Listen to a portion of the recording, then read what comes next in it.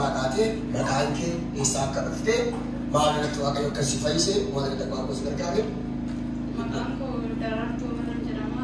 Jimmaarraa asii dhiyoon fe'uu reefu mana sitti galee barbaacha keessatti reefu dhiyoon galee jira.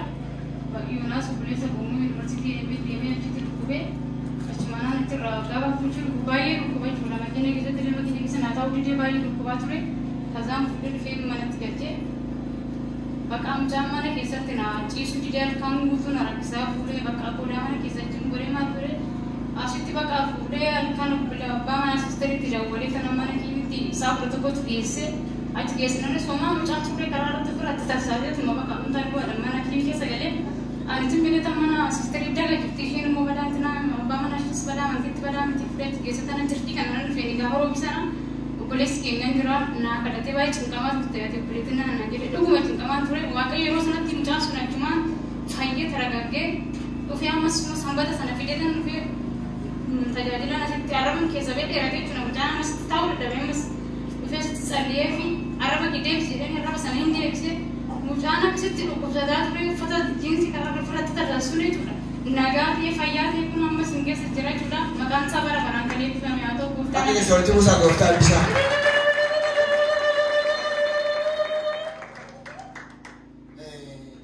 Yuunivarsiitiitti dhukkubfate.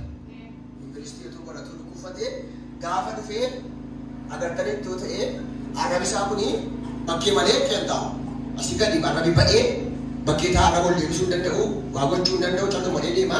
Taa'uu dadhabee hodhaa keessaa baanaani gidduutti deebi'ee alaatti sossobnee deebifnee dubbachuu danda'u.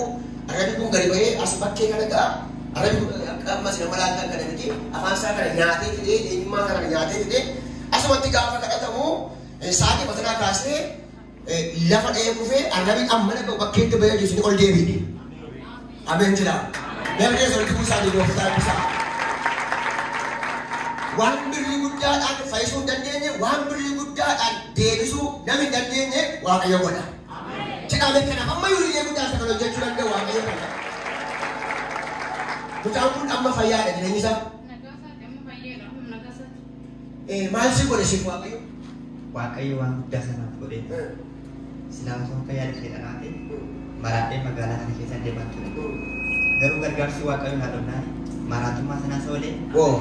Bakka isa maraatummaa nama oolchuu galateeffata. Yuunivarsiitii kan akkas taate. Yuunivarsiitii keessaa barattu turte. Waacha dabuu. Dabuu kee yuunivarsiitii barattu gidduutti mana barumsaa dhiiftee dhufte.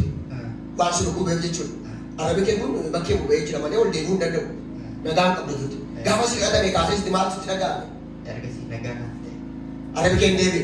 Amma akka barbaadu sochoosuu dandeessaa jechuudha.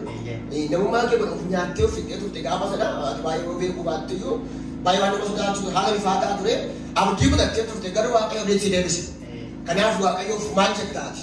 Galanni guddaan waaqayyoof haa ta'u. Isa galateeffadhaa keessoo galateeffadhaa gargaaraa. Amma nagaa argattee akka barbaadetti fayyaa qabattee jiraachaa jirta. Nama yuunivarsiitii dhiisee gidduutti kutee bifa konkolaataa waan adda garaatiitti hojjetamee yuunivarsiitiidhaan baay'ee dhufee jiraachuu dadhabee isheen baay'ee hojii rakkatu turte baay'ee hojiin boossi turte waan gootu hin qabdu waan nyaattu hin qabdu jireenya inni kee jiraatu hin qabdu goleessa waan taatee hojiin baay'ee dhiphachaa turte garuu iddoo kanatti kadhatamee fi sa'aatii sanaa kaasee arabi deebi'ee mucaan kun ammas maraatee akkanatti hojjetameef maraatee yuunivarsiitii gadhiisee karaa tafa amma sanaa jedhee yuunivarsiitii isaatti deebi'ee akkuma nama tokkoo baratee eebbifamu. Kana godhe waaqayyo galateeffadhaa. Waaqayyo isa kana godhe kanaaf maal dhugaa baatu saba kanaaf maal fakkeenya gaarii maal laattu? Gara waaqayyo dhuftanii warra rakkinaa fi dhibee garaagaraa qabdan dhuftanii gara waaqayyo takka akka keessan kennitan sin jedha. Dabalataan immoo ani wanta nu gaafa roobii as kadhata dhufe kananii waa'ee hojii kooti baay'ee cinqamachuudhaan obboleessi keenya warri dookumentii barumsa fixanii dookumentii keessa lafa taa'aa ture. Waaqayyo si yaadata jechaa turan. Ani waa'ee dookumentii kooti dhiisee irraa fadhu yoo namummaa kan kadhadha malee waa'ee dookumentii koomii dhiisas kun isaan gargaaru waaqayyo jedhetan dhiise garuu mana natti dubbatanii aras ta'e borus ta'e waaqayyo galgala kan dawwalamee illee namatti dubbataa hin yaadatan tanaan jedhan obboleessi keenya wangeelaa jechuudha. Kazaan galgala sa'a tokko irratti ani asitti baradhee jechuudha kompiitara. Ati leebessirii baratte miti naan jette mucaa wayyaas keessaa eediin ta'e bakka hin barbaadamtaa daddafii fi waajjira lafaarratti dhaqee galmaa hin jette. Kazaan namni naqee akka carraa ta'e immoo namticha biyya keenya iyyataan nagannisee iyyatan abarrisee nagaa jechuudha. Kanaafuu waaqayyo galateeffadhaa. Waaqayyo galateeffadhaa. Waaqayyo gaafa sana akkuma si bilbilamaa jimaata asitti nama dhuga ba'iinsaaf dhaabattaa siin jedhee sitti mee galgaluma sanaa kaatee waaqayyo sii godhe. Galateeffadhaa waaqayyo. Fayyaadadhaa gaafa roobii achi teessi roobiidha miti jimaata asitti dhuftee dhugaa baataa. Gaafa jimaata asitti dhimma kee waaqayyo xumuraa jimaata asitti dhuftee dhugaa baataa inni ergaatti dubbadhe galgaluma sana bilbilamee fi jimaata asitti waaqayyo balbala baneef. Namni amantee yoo jiraatte galgala kana waaqayyo balbala sii bana. Waan qofaa keessa rakkisi yoo jiraate dhuga ba'iinsa kanaa waaqoo sirraa sin banaamee jedhe. Iyyaati narraa banamaa jedha.